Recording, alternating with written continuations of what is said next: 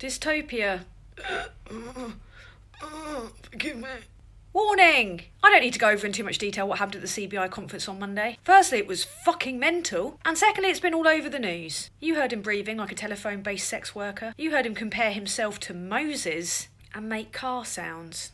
Businesses were expecting a bit of leadership and a plan, after this government fucked Brexit, and ruined the economy with their disastrous lack of pandemic response. Spoiler alert, they've got no plan, because this government is just chaos. Chaos and pure, unadulterated, predictable country. Anyone with any fragment of sense in this country spends most of their days rocking backwards and forwards or screaming into a fucking pillow. If they're not doing something cruel and punishing, they're doing something self-serving for personal gain. They're like a shit crime syndicate without the honour or the humour. There's no humour in the cruelty. They're a working class bank robbers doing time that have stolen a fraction of what this government have. I think people become Tory MPs for the connections and for personal profit. There's literally no other discernible reason for it. And the stats will back up that this is by and large a Tory issue. Stop saying they're all the same because it's bullshit. That's just a line used by the criminally apathetic. And guess who relies on apathy?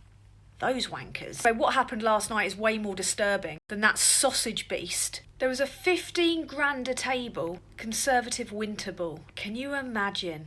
35 grand is how much it costs to play cricket with Rishi Sunak and influence policy and get contracts. 22 grand is how much it costs to have karaoke with Liz Truss and influence policy and gain contracts. Tory MPs slinked out of this banquet of opulence and champagne to vote for the health and social care bill that will leave 6 in 10 pensioners worse off. They've already hiked up RNI and now they're going to cause people to have to sell their homes to pay for their social care. They left suited and booted in chauffeur-driven cars, a room full of Tory donors to do that.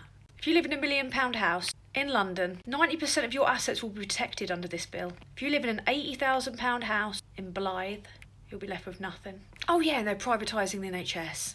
Oh, Priti Patel lying about the migrant crisis to deflect from the Tory parties being a bunch of useless shithouses. It's made this turd resurface.